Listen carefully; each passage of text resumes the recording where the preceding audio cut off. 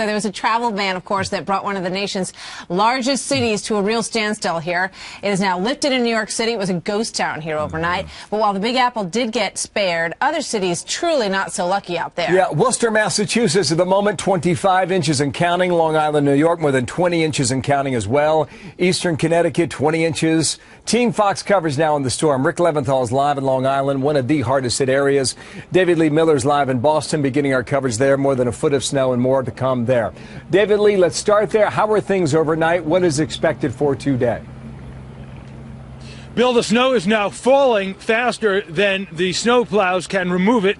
This is Boylston Street behind me. You can take a look and you can see for yourself what's going on here. There are plows going down this street every few minutes, but still there are mounds and mounds of snow that have to be removed. You can barely see the blacktop despite the fact they have been plowing this area for the last several hours. Just a short time ago, we were told that nearly a foot of snow is now covering, blanketing the city of Boston.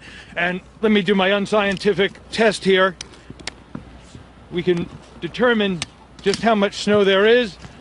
At this lamppost, there's going to be some drifting snow, but this is not an area that's been plowed. Wow. That's 14 inches of snow right here.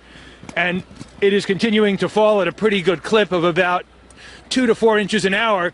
And let's talk about some of the other problems associated with this storm. There has been coastal flooding. Coastal areas have experienced some mild to moderate flooding, particularly hard hit Nantucket. We are told that there has been flooding there. And there is also a serious power outage affecting the entire island of Nantucket. The electricity is off. In fact, there are more than 20,000 people in the state of Massachusetts who do not have power now because of this storm. Restoring the electricity, authorities say, is going to take days. One of the complications, there have been some very high wind gusts, in some instances exceeding hurricane force winds. That makes it difficult, or next to impossible really, to get those repair crews up in those buckets to repair the down power lines. And over my shoulder, off in the distance, the building you see is the public library built here in the city of Boston.